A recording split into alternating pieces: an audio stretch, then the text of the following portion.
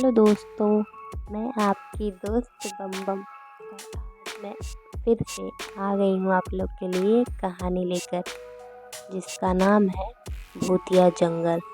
तो चलिए शुरू करते हैं आज की कहानी। Ready steady and go. Twinkle town एक छोटा सा गांव जिसके थोड़ी ही दूर पर एक बहुत ही सुंदर जंगल था।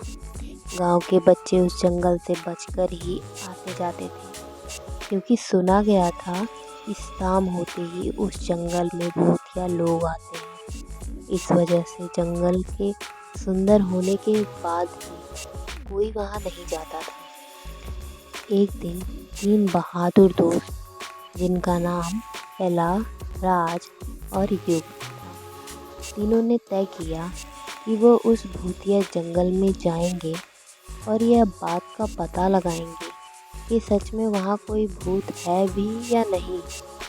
कुछ समय बाद तीनों दोस्त जंगल के पास पहुँचते हैं और जंगल के अंदर जाने की हिम्मत करते हैं। जैसे ही वो सब जंगल में घुसते हैं तो वहाँ की हवा तेज हो जाती है और वहाँ की झाड़ियाँ आवाज़ करने लगती हैं और वो सब जंगल के अंधेरे में गुम हो जाते हैं। फिर जैसे ही अंधकार में थोड़ी देर चलने के बाद उनको एक अजीब सी आवाज़ सुनाई देने लगती है और वो जैसे जैसे आगे बढ़ते हैं आवाज़ और तेज होती जाती है और वो आवाज़ का पीछा करने लगते हैं। और चौंकाने वाली बात यह थी कि वो उस आवाज़ का पीछा करते करते कहीं खो गए थे। जंगल का हर रास्ता एक जैसा लग रहा था और वो उस जंगल के बीच फंस गए थे। दिन में सुंदर लगने वाला जंगल रात को उतना ही डरावना लग रहा था। अचानक चलते चलते वो एक मकान के सामने पहुंच जाते हैं। मकान जगह जगह से टूटी हुई थी। लग रहा था मकान कई सालों से वीरान पड़ा है।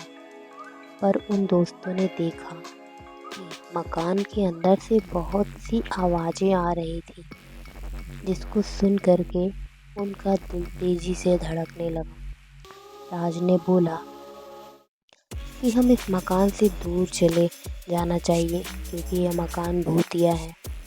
एला ने हंसते हुए कहा, कुछ नहीं होगा, ये सब बस अफवाह है। हम एक बार अंदर जाकर देखेंगे फिर वापस चले जाएंगे।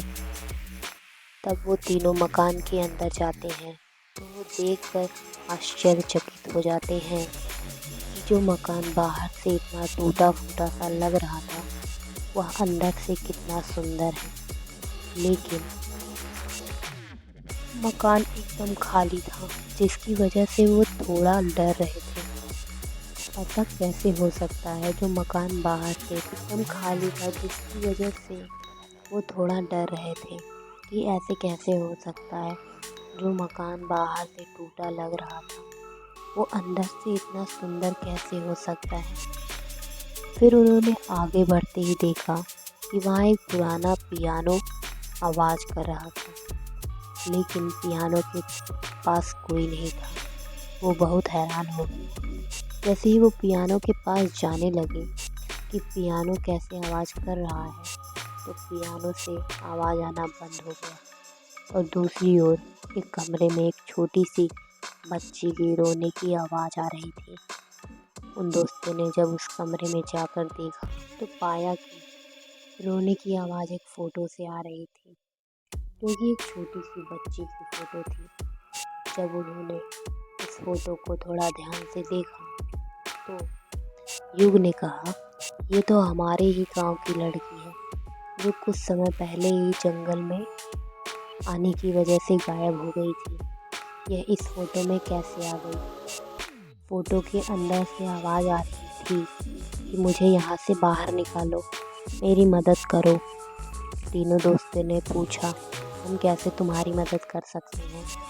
तो लड़की ने बताया कि इस मकान के सबसे आखिरी कमरे में एक चुड़ैल है जो तुम्हारी मदद करेगी मुझे इस फोटो से बाहर निकालने में, मगर उस कमरे तक पहुंचना मुश्किल है क्योंकि यह मकान जादुई है और तुम्हारे रास्ते में बहुत सी रुकावटें आएंगी, लेकिन तुमको यह बात याद रखना है कि तुम्हें मकान के आखिरी कमरे में जाना है।